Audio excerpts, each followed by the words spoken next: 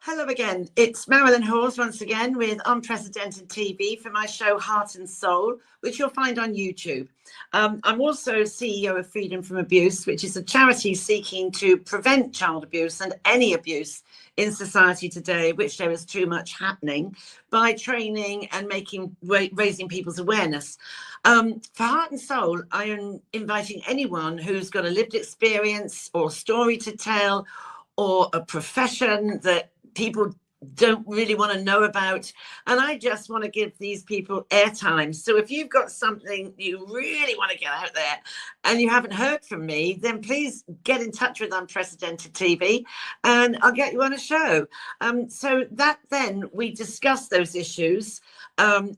Some people, it really is dark. And my lovely friend who I'm talking to today, her life is in the dark area like mine is. She very much gets involved with abuse and managing it and all the situations around it that need some clarity and change of hearts.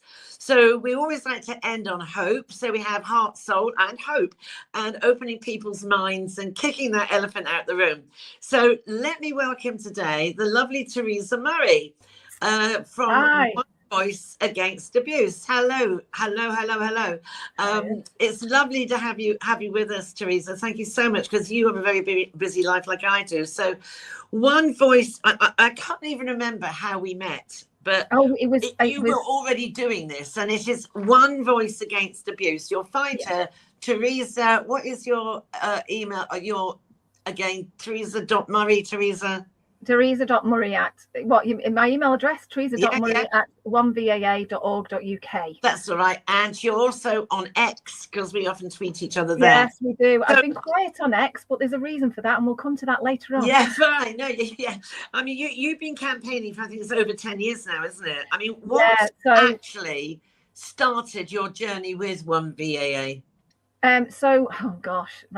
Lots of reasons. So 10 years ago, it was over 10 years ago, I got involved with a group of people, and on the 13th of April 2016 we actually lobbied government, and we wanted to bring about some change in family court. And I was there with Zoe Drumfield and a number of other people, and we met different MPs who came across. We met Sarah Champion, who is incredible, wonderful advocate, and a number of others, and one or two from the House of Lords.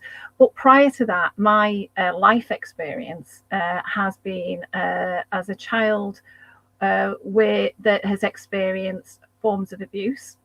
And I was in a relationship for 14 and a half years where I ended that marriage, having come out of a coercive and controlling relationship, and then suffered 8 years post-separation abuse, until a switch went in my head and went, why am I pandering to this?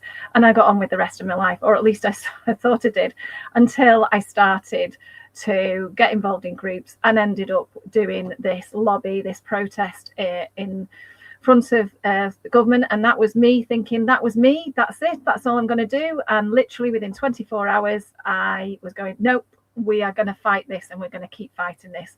So we actually met, I don't know whether it was the end of May or June of 2016, but by the end of July 2016 we were fast friends and fighting different cases. And one of those cases was related to women that went on the run and left the country. And then but a lot of those cases were related to children who were experiencing sexual abuse by a parent. And we were trying to ensure that within the family court process at the time, that actually they had the right solicitor. So it was ringing around solicitors, going and seeing MPs, actually opening the world to, or at least hoping to let people know exactly what's really going on. And to my surprise, given the fact that my background, I'm a time-served engineer and project manager, and I work in nuclear, MOD, pharmaceuticals, oil and gas, construction. So it's very, the legislation is there. We have governance, we have process, we have procedure. We deliver proper projects. But we know that whenever we go into any site, anywhere in the country, in any building, we know what we're going to be dealing with, because everybody has to go by the same governance, and that there's a foundation that we go in. Yes, okay, there's slight tweaks, but ultimately everyone knows they're going to be safe, and they should be.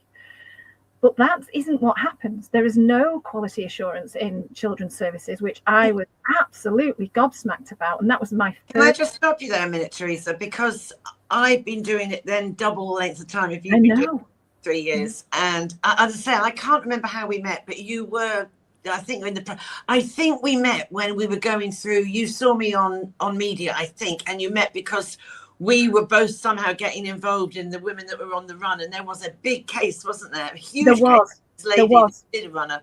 And I actually came to one of your it was one of your things that I came to, and that's how one we of the got conferences, wasn't it? It was. That's right. You came to one of my conferences up north. That's right. And it went from there, really. We've been like friends really ever since, and supporters of each other's work. Because when I get a case that, I mean, I am basically a training, raise awareness agency, charity to get into things.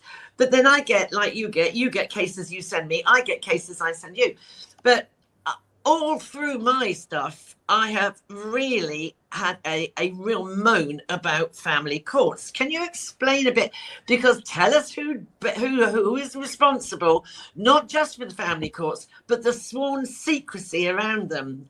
I mean, I could, but I want you to say it. Well, strangely enough, so Labour. So back in 1997, 98, Tony Blair, I mean, there's mirrors of what's going on right now, so we'll come to that, but they closed the family court. So they made it so that it became quite secret. And although I understand that there has to be a level of anonymity for children and protection for children, and that's absolutely fine, but to gag anybody so that they cannot speak and get support is utterly shocking. But they also introduced CAFCASS. And these were social workers, and CAFCASS. Can you say what CAFCASS stands for? Because the listening public might not know. Well, so CAFCASS are basically a guardian or somebody who safeguards and acts on behalf of the child's voice. So they're an officer from within the court. They are appointed by the court, and they are to go out and either work alongside children's services or work independent of children's services to assess whether what's going on within the family, what the child really wants and what their wishes and feelings are, and then report back to the court, and then give a report to the court that the judge will go, I'm going to listen to CAFCASS. Now, in majority of cases, whatever they write in those reports, the judge will literally take. There is no jury. There is just an opinion of a person that is on the stand. Now, I'm not saying that all judges are bad, but because I've met some such incredible judges who really uphold the law, implement all of the practice direction that's out there. But in the majority of cases, this does not happen.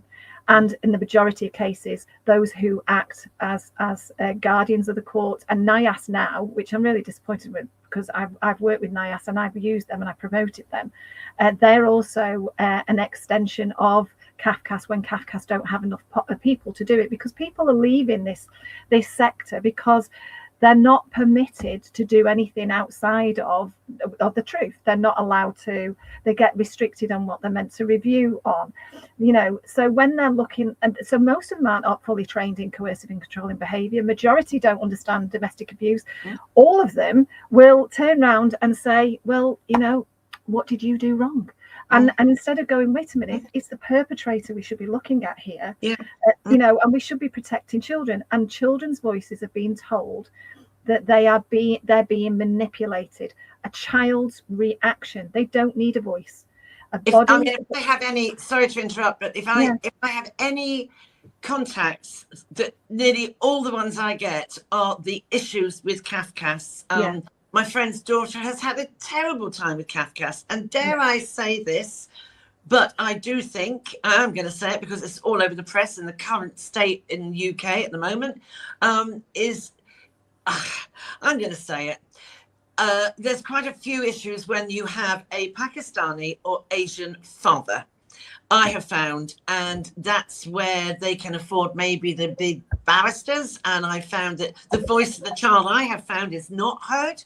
I'm on a panel at the moment trying to bring the voice of the child into more focus, but that isn't going to happen. They get silent. And of course, the trouble with the social workers, I mean, there's this thing, isn't there, about the fact-finding statement, which is, I believe, is a sworn statement, isn't it? So fact finding happens when the process starts with a C100 or an application into court, and whoever leads with that, majority of the time, well, it happens. It depends on who wants to put it in. So it can be the parent that's trying to safeguard, or the parent that's trying to ultimately take the children off the safe parent, and that happens on such a far bigger scale than people realise. And they will put forward allegations, and those allegations will cross between any forms of domestic abuse, and they will state and show evidences if they have at that time. The judge will then set the ball in motion, and will always assign a CAFCASS, and they will decide whether they go to what's known as a 16.4 guardian, who will come in, and they will then the child will have their own solicitor and their own actual voice, rather than just somebody who is just doing an assessment, which is what CAFCASS officers do. In some cases, children's services will be involved, and then there is a whole different aspect of that.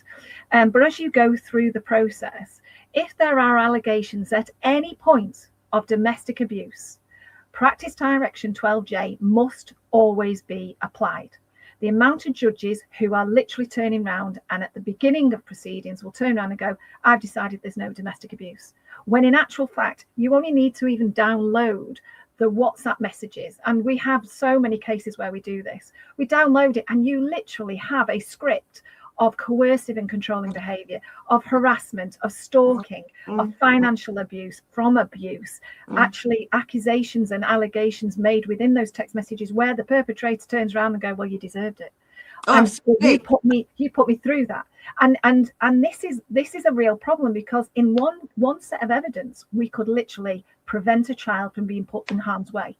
Yet a judge will literally come in and say, not interested. Now, the good judges will turn around and go, I want to know what's going on. So you go away and you do a Scott schedule. Now, that Scott schedule is about specific incidents, and you need to track it through. So you'll have people there'll be medical records, there will be witnesses, there will be text messages, there will be emails or whatever, but there will be evidence. And that is what then goes before a fact finding, where then there's questions, answers that are answers given by one of the parents, and then the other parent, and then any professional that's brought in. And sadly, in some cases, it is 6 of one, half dozen the other. You will have a psychologist that will come in, or a psychiatrist, who will do an assessment. And the one thing that I don't like about these psychiatrists and the psychologists is they're given a script on what is actually expected of them to find, rather than go, you're qualified to do this job. I'm not telling you what to do. Go and do your professional assessment. Now, when you take away the rights of this professional, who's meant to be suitably qualified and experienced, to go and actually sit with who may portray themselves as a victim or the other parent, and they are told to look at specific things, that means that they're being narrowed in what their scope is. And their scope should never be narrowed. Their degree, their qualification, their expertise, their knowledge is where their scope lies. And therefore, it should be go and do an assessment, end of, no, nothing else. And I think with a lot of new rookies coming out of university and all that, I find it quite disturbing that so many social workers now work from home. And I think with social work, so much is the good social workers that have seen stuff over the years. When you just come out and you're given maybe 14, 15 caseloads, and you haven't actually really done much in that field yet. And I've met quite a few senior social workers that say, they write a brilliant accounts, but they don't understand it. They don't really understand what they're talking about, really. They don't sense. They don't sense. And I think to have actually someone in the office where you can go, oh, Mary, I'm a bit stuck with that. Or Mary notices that Susan's having difficulty and thinks, I think you need that overview. Because the other thing I'm finding, and I don't know if you're finding it, is I am finding many more cases of parental alienation. Over to you. Right, so parental alienation, where does that start? Okay, so a perpetrator will immediately say, my child is being confused by this person who's saying they're safeguarding because they're saying these allegations. But when a judge has turned around and said, I'm not interested, I don't want to know about these, let's move on, it's got to go to contact. And what you're actually saying to the victim, who then becomes really panicky, going, how am I going to protect my child? How am I going to protect my child? The child's coming with bruises, the child's in a state. And how we know that the child is definitely giving out experiences is the way in which they behave. They will behave worked up going towards the contact. They will behave worked up when they come home. Some children even hit out and bite, and then they calm down and they become this fantastic child. And what is happening is the perpetrators, they do what we know as DARVO, which I really think it's really important we bring this into play, because what they do is they deny, they attack by reversing and becoming the victim over being an offender. And that is what that is. So basically they turn around and say, but I'm not the offender. I'm not the one that's the bad person. They are. They're twisting everything. And then what they do is the court are absolutely crap at doing this. They don't look at the evidence. They don't follow practice direction 12J. Many of them don't even understand what the Domestic Abuse Act is all about. They don't know what, there are so many fantastic laws that exist, so many, and they do not apply them. See what I always worry about, and I did when I had Professor Jane Mutchin-Smith, I raised this. I do worry a little bit about that DASH assessment, which is domestic abuse assessment that the police come around with at the first point, don't they? And then they come and they do this thing where they, I don't know whether it's changed now, but I do sometimes talk at conferences about domestic abuse, having been in it myself.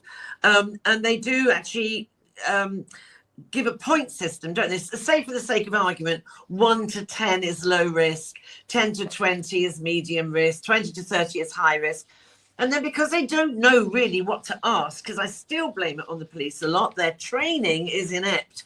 And they go, oh, well, I think this is medium risk. I don't know if you agree with me, but Jane Mutchin-Smith said the same thing, that more people die if in the medium risk than the high risk, because if you're on borderline from 20 it becomes high risk, and they've scored you at 19, it doesn't take much, does it, from even going from low risk to medium risk. People don't understand the nature of these domestic abusers. They can just flip and get violent in a heartbeat, can't they? And I don't know how efficient the DASH process is. It is. Do you know what? That's one of the things that annoys me. So I'll talk about DASH because I was fortunate enough to have a masterclass with Laura Richards. She is phenomenal. So if anyone can get on a training course with Laura, she will teach you everything you need to know. Follow her. You know, she's incredible. And her and Jane, they are the people who I respect and look up to. But when it comes to DASH, my biggest problem is the police are the first point of failure. And the reason they're the first point of failure, they come in with these capes on and going, oh yeah, we're going to sort it out. They leave the victim. So say a victim, eventually has the guts to ring the police, and believe me, it takes a lot, or somebody rings the police because they hear something, the police will come in, and what they do is so-called separate them. But they don't separate them, do they? They don't take one out to the car and leave one in the house. But what they do is quite often they will take the victim outside and make the victim feel like she's the one that's done it. And I'm saying she, because majority of the time that is the case. Now, I have witnessed how some police, now I can't say it for all because there are some absolutely bloody brilliant police officers, and I've had the pleasure of working with them and being able to bring stalking protection orders, one of which was one of the first that happened in Cheshire. And I've worked with those that have been doing coercive control case, etc. Amazing. And they've used my DASH. Now, the difference is between what I do and what somebody who's experienced like me and knows how to actually apply DASH and the police. The police have it on the phone in a little app. They literally just fill it out like a quick questionnaire and then they get a system. Whereas we go, right, okay, I do. So I actually, with our victims, what we do, or our clients, we set up a WhatsApp group, and I have 3 preamble questions that starts before and this obviously this the bit at the beginning of the form, but I get 3 preamble questions, and I actually ask the basis of before they've been in that relationship and what led up to that relationship and how they came about. And that's really setting the scene to understand how they were actually. What people don't understand is a victim is sought out by the perpetrator. Absolutely. And then you go in through the questions. Now there's 27 plus questions, and in those questions they are very specific. And what I ask my people to do when they come to answer those questions, and it's very, very clear: tell me as if you're still in the relationship, and tell me after the relationship, and apply that question to it. And what we get out is a very, I say, we take our time. I send the question, take your time, and then I get a lot of information back. And then we're able to then pinpoint when these incidents happened, and we can gather the evidence. And what I do is then take that dash report that I pulled together. I can refer it to Marek, which will come on to how Marek sometimes works and doesn't. More often than not, it doesn't. And then I will put it as an appendices to my report. I will go and see and speak to all of the victims' witnesses. I send them all a questionnaire. It has to be done on email, and they have a strict instruction that they have so long in which to get it back to me, and they must not interact with anybody who's another witness or indeed the victim. I then produce a report, and I will set out the sections of law that I believe that need to be looked at, and understand that there will be more. I send that into the police, and we work with the police with that report, and then they take that and they're able to then work with a victim to create. Now they've done that in Warrington, and the detective who did it was absolutely outstanding. But we're not getting that anywhere. But why can't the Police Federation adopt that new one? No, mine's not new. What they've got is useless. Well, no, mine's not new. It's the same things they're doing, but they're not doing it right. They're not trained. They're not. This is the problem. It's a really, really annoying problem. I mean, there was a big issue about it last year, and everyone was upping and ahhing and saying, "Oh, Dash isn't worth it." Dash absolutely is, and it brings me on to exactly where the issue lies. We cannot trust the IOPC because they're marking their own homework. My next question. I was in there before you because I knew where we were going. And no, you cannot trust people who are marking their own homework. 100%. And we've got the Social Worker England again. They mark their own homework, and I can't take everything away from them, because each of them do have some cases, and it is about workload and resources, but they're missing some big bloody points. One of which, the Sarah Sharif case, I will come on to later. Surrey, I cannot trust Surrey Children's Services, and I cannot trust Surrey Police, because actually I know that they're missing a extremely violent and abusive perpetrator, and there is a child involved in that, and if she continues staying with that person is going to kill her. And I am literally, we are fighting the family courts in that. We're fighting it into High Court, and nothing is being done. And they will all have blood on their hands again. Again, this is a child. It's as you say. I don't know if you were going to comment about the little girl that was just. I sat and cried about that little girl down in Surrey with the Pakistani family and all of that. I mean, and what gets me about all this? People hear, neighbours do hear things, and then they go off. That was Sarah Sharif. That's right. I mean, I got involved in the media a lot with that, because I was so outraged, and I get sick of people saying lessons have been learned. No, they're not. Nothing haven't. No, they haven't. And you know, so from where I stand, and what my background is, like I was saying, we have legislation, regulation, procedure, process, governance. What my day job is making sure that I do my job right, and I make sure my team are okay and everything. I have suitably qualified personnel across the whole team, and we make sure we mentor each other, and we do brilliantly, and we deliver some fantastic pieces of work. Yet not this same level of governance is anywhere else in the country. And what we actually need is a justice and legislation executive. I was just going to come on to that as well. Gosh, you must be reading my mind. I know. Well, you know, it's my big thing. I've written the format for it. I've also written the Justice, Victim and Crime Management Regulation, which would stop all of this. It would bring everything under one banner. It would mean that there would be prohibition notices going in on social workers and social and children's services and courts, because nobody can govern a court. The judges are allowed to get away with stuff. I know judges who have literally, where a perpetrator has a conviction for domestic abuse, harming their children, has turned around and says, I don't really care. You either give them contact with the children and you make do with it. Otherwise, I give the children to that perpetrator. And that is the fact. And then what happens when we go back to parental alienation, because we'll jump back to that, the perpetrator goes, I'm obstructing contact. And that is parental alienation. That's right. That is the very difference. Parental alienation doesn't start from somebody safeguarding. It starts from the perpetrator taking the children in family court, because we have judges who are prejudicial, who are society prejudiced, who are discriminative. And if any woman so much as that, and it's mostly against women, but the victimology of men and women, and I will include men because I have worked with men who have been victims, more women, but children and boys are getting abused, and they're getting abused psychologically. Can I just remind people, children grow up and they will go down two, three ways. They will either never be affected, which is never going to be happening. They carry the shadow of abuse for the rest of their lives and the trauma. And then they become victims themselves of a system who will go after them and take children off anyone that's actually experienced child abuse or domestic abuse as a child, because they say that you must be unstable. No, they've survived. Now you're victimized. This is what I get very annoyed with the system, because I've often said to people when they contact me, and then in the end, very often I send them to you because it's beyond my expertise what you do to some extent. I will say, look, for goodness sake, have you told your story that you were a victim of sexual abuse? Because they will then point it at you and say, you are now seeing that in your own child. And I tell you, they will absolutely rip it out of you if you talk about your background. You see it time and time again. Always. I mean, every time. It's just awful. And this, I don't know whether I don't even know that it's unconscious bias, quite honestly. I know think it's not. Consciously. I mean, would you? I mean, how can you do that? How can you turn around to somebody who's had experiences of abuse as a child, who just needs to, just needs that support?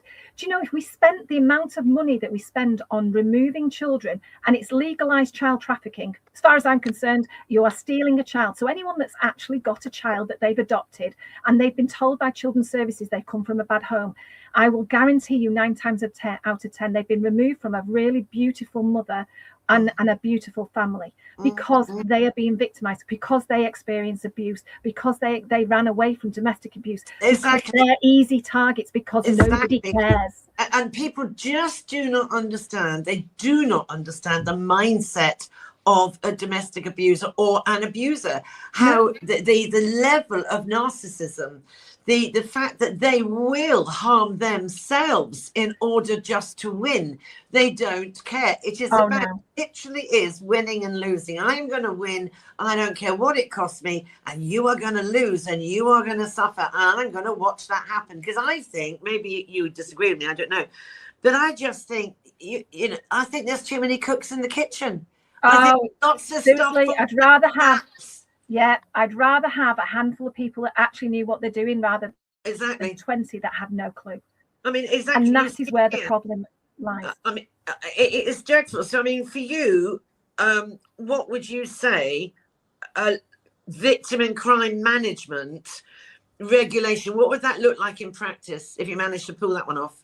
Oh, so you would have somebody who is so if I took it into my world, we have like a coordinator. We have somebody who coordinates and ensures that from a health and safety point of view, that everybody's doing their job in terms of the design, right from its concept right the way through to handover to decommissioning and actually down to a brown site. So that would mean that they would ensure that the client's doing their job, that the contractor's doing the job, that the design house is doing the job and everything. We need somebody of that ilk who absolutely has proper training, and they have to have no bias. I mean, I get accused of, I can see a red flag anywhere, and it's not the fact that I'm looking for it. I can recognize behavior and traits. 100%. You see, I used to say to it's like, smell it on people. I can smell it on people. I can just watch. You just know. You feel it in your gut, don't you? You really do feel it in your gut. I mean, What would you say to, because we all review, we remember of committees. I get frustrated with this. So over your time you've been doing this job, well, it's not even a job. I mean, you and I don't get paid for this. We altruistically give our time, don't we? And our energy. We do. I've been really fortunate that a couple of families have wanted to make donations to cover. Yeah, that does happen. We get that as well. But obviously I then use my own money, which I do, and I have paid for legal fees, and I've paid for therapy, and I've paid for moving people, and we've done transitions from people from one side of the country to the other, and because it was needed, and because there was no other resource to do it, and and I say we, you know, it's a fluctuating team of me and a couple of others, and it's when and I have a brilliant person who I work with, and who unfortunately is poorly at the moment, so literally my partner in crime, and she is incredible, and you know, we just wish we could clone each other and just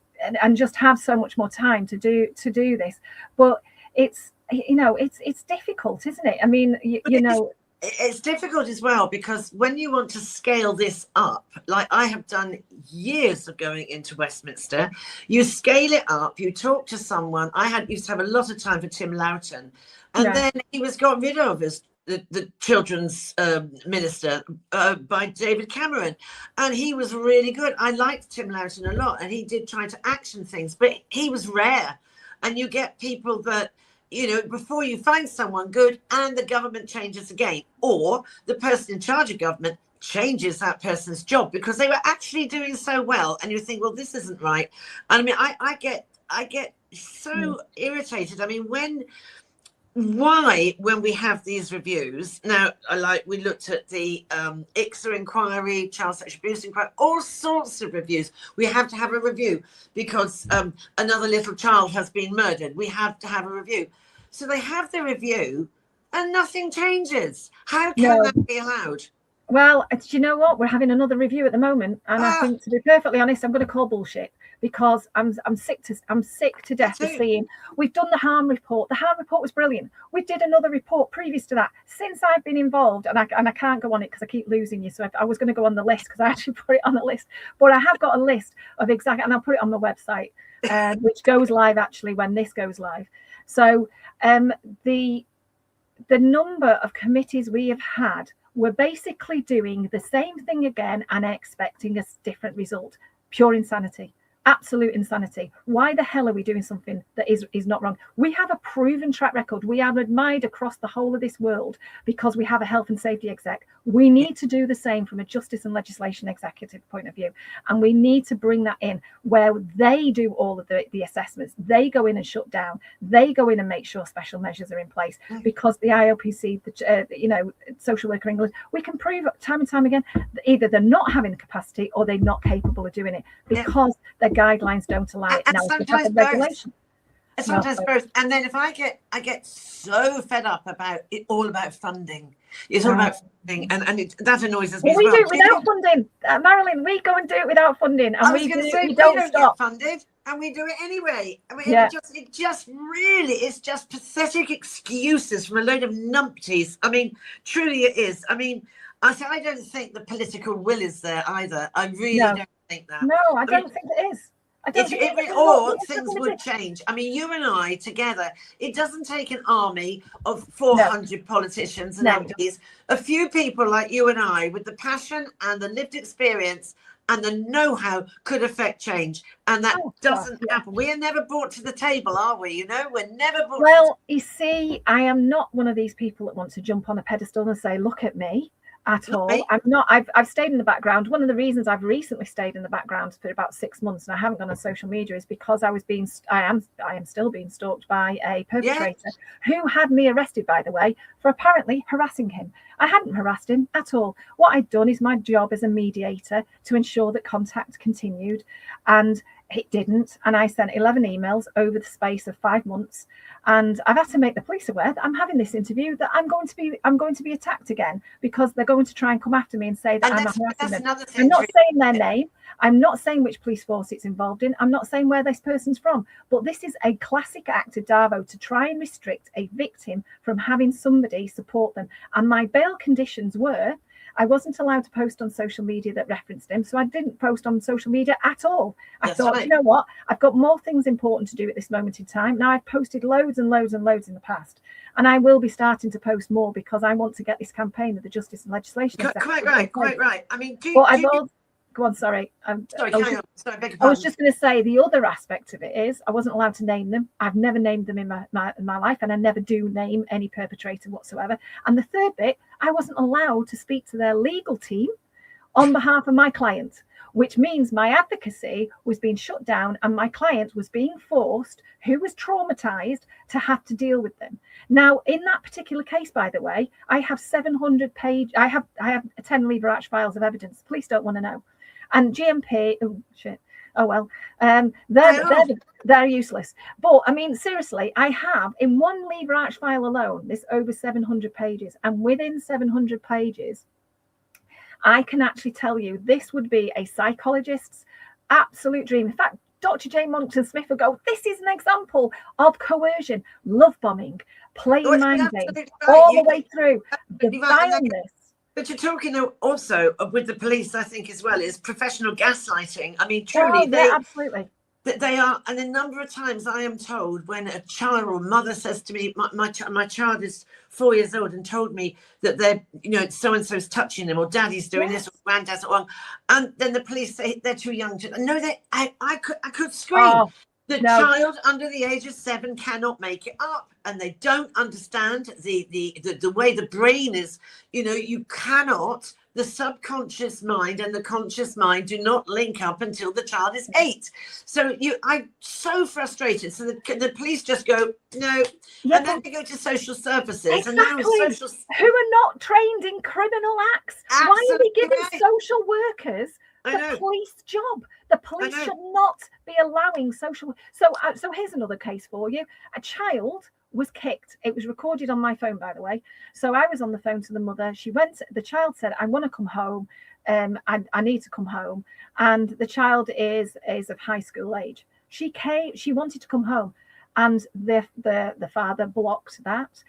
He actually deleted what was on the ring, but said to the police, look, there you go. It's got no evidence on the ring. No, because you can delete it. Why won't the police understand that you can delete and modify a ring? But anyway, so I'm on the phone saying, stay calm, don't react, just give her a confidence. And she actually escaped through the back door with her bags, and they got in the car and they went home. She is petrified about ever seeing him again. And and we're now, as you can imagine, we're going through another process. But my biggest problem with that is the police have turned around and said, well, it's a civil matter now because it's going through the courts. I'm like, oh dear God, this man has punched his daughter, punched his child to stop them from wanting to go where they didn't feel, away from where they didn't feel safe. They don't understand. But I still find now the police do not understand the huge difference between stalking and harassment. No, they still don't. I was stalked 3 times, one of whom was a Metropolitan Police officer, right? Oh, guess what? No case to answer. No, they don't. And I had the evidence and everything. But let's talk briefly about also expert witnesses. Is that a good thing, bad thing? Can it go horribly wrong? Is too much belief put in that expert witness? Does that override a judge or a jury? No, right. So, oh God, juries, we'll come to that. So in terms of, and that's not on a bad thing, by the way, I'm really annoyed about what's happening now. But again, Labour, let's take away everybody's chance of actually having a fair trial. So anyway, let's go back to expert witnesses. Pardon? Liability Lammy. Oh yeah, absolutely. But then again, it's typical. I mean, they've already closed the family court. They brought in CAFCASS, and now they're back in again, and they're undermining the Domestic Abuse Act. But no, it's okay. We're going to have another bloody law that's not going to do anything because no one's going to be trained in it because there's no inset days for judges to learn. But anyway, we'll come back on that, because it's a big. We have to constantly train in my industry over and over again. You're only allowed it for 3 years or 4 years, and if you haven't gone and retrained, you don't have the letters after your name or any of the cards.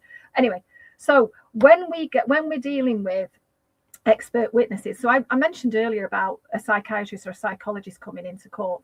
They are great if they're allowed to do their job, but the truth of the matter is none of them are. They're given a script of what they're to write about, and in many cases you just need to look at the questions, and the questions are angled at attacking the victim, and they're always doing that. So the reason we have a society that doesn't believe victims is because everyone in this process, the police who say, well, what did you do to make him hit you? What? Wait a minute, I didn't do anything. He chose to hit me. He chose to rape me. He chose to harm me. He did it, or she did it to me. I mean, there is the other option, but they make the victim responsible. I mean, you only have to look at the latest, PR that's going on at the moment. Women, please be careful about going out in the dark. What? No, men, don't go and rape women. Full stop. End of. Don't go and attack them. Why are we telling women to look after themselves when you lot need to tell men, stop being a bastard?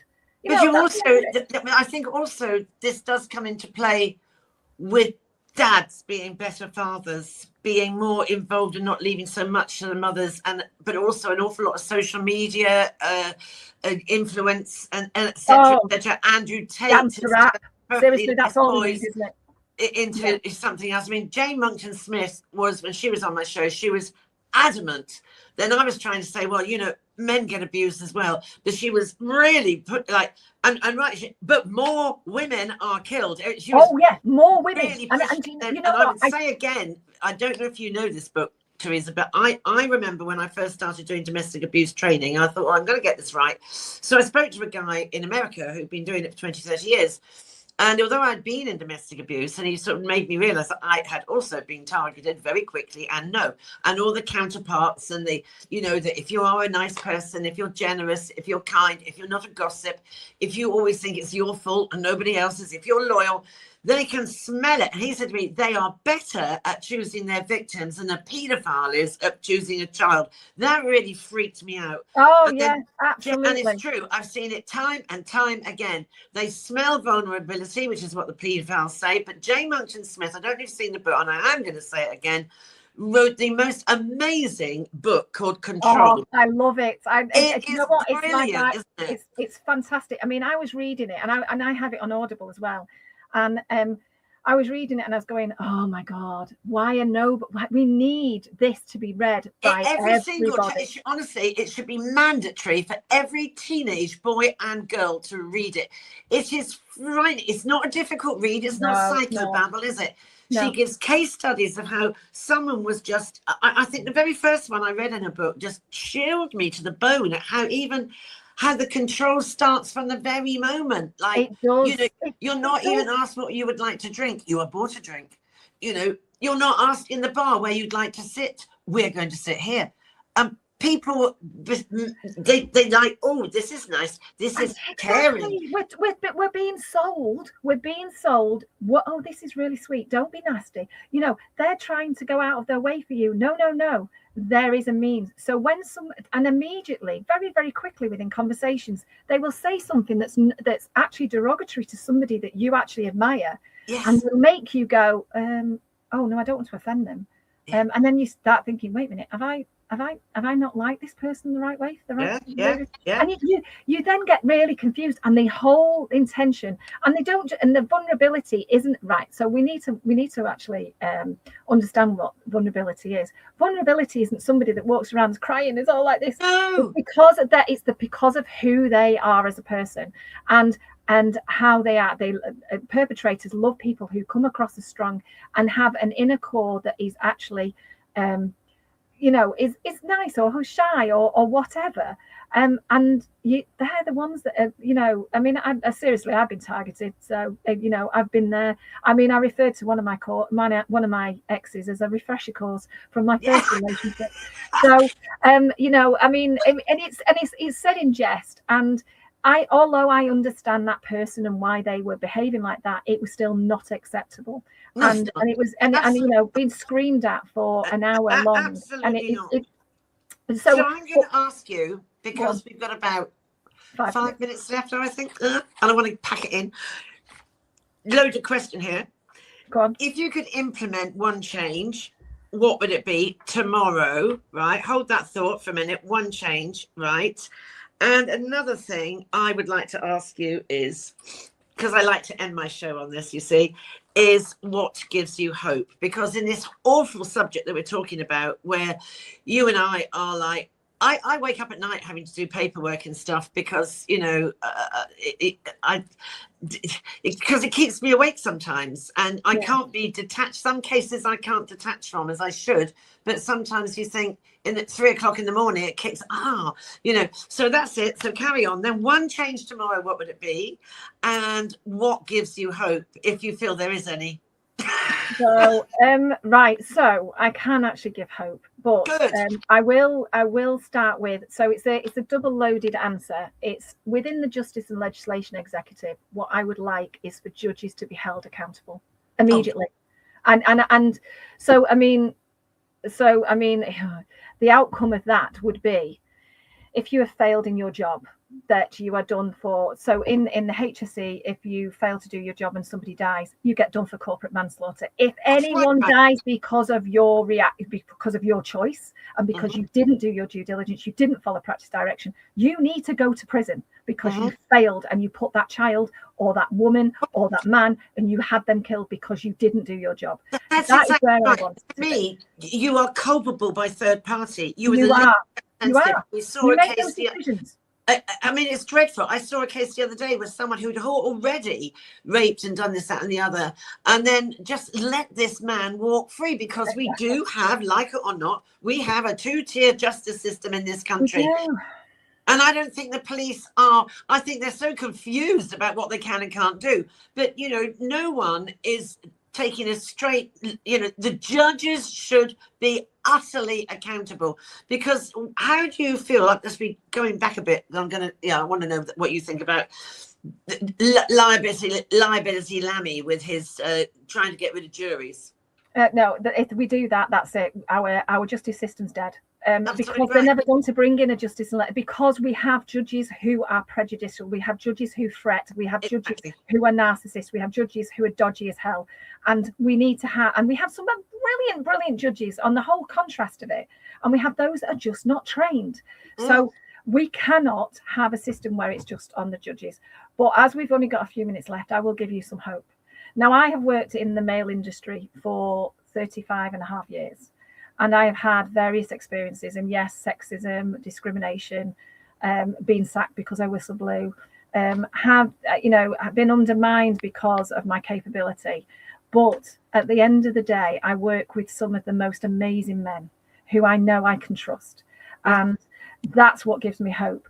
I do wish they'd learn a little bit more and understand. And I do say this saying that's not all men, I say all men are responsible for pulling up any man that ever harms another human being, not just a woman, but any human being. So if you're going to allow that to happen, you're as bad as them. Exactly right. And I call upon, when I'm talking to children in schools and teenagers, and even when I'm on media, I want to see people be upstanders, not bystanders. Exactly. Everybody needs to take accountability of what somebody else, not being the nosy curtain twitcher, but you see something, you call it out, not where you're putting yourself in the front line so that you're stabbed, but, you know, that you do something about. Too many people, why do you get involved? Number of people that have said to me, why do you do this? Why do I do it? Yeah, I've slammed on my car to get a woman in danger before now.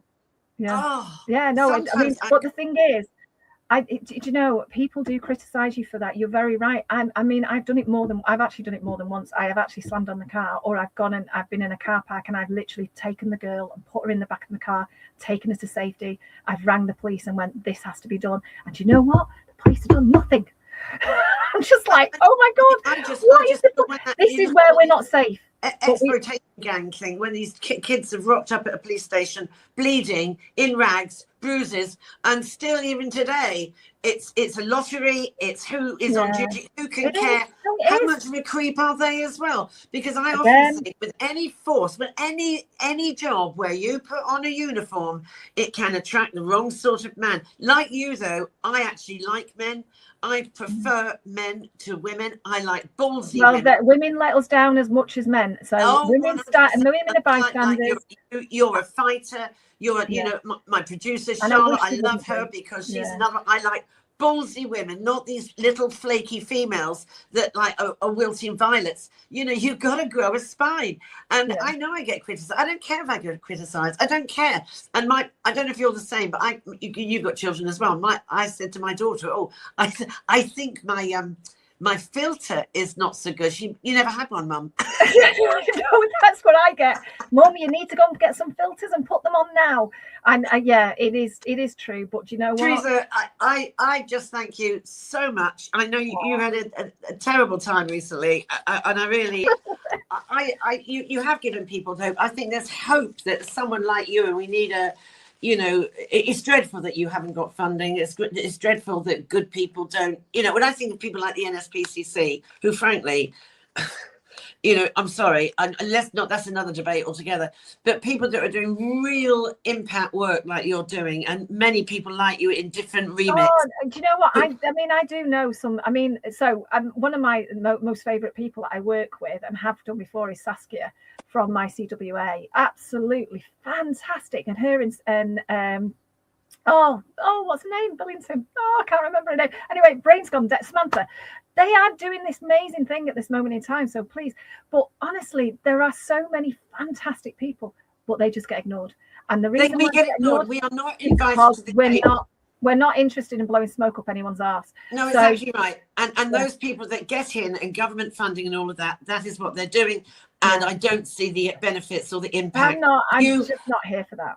You are amazing, Theresa. I cannot thank you enough. And we'll be in touch. And thank you so much. Thank you. Thank you very much. Thank you.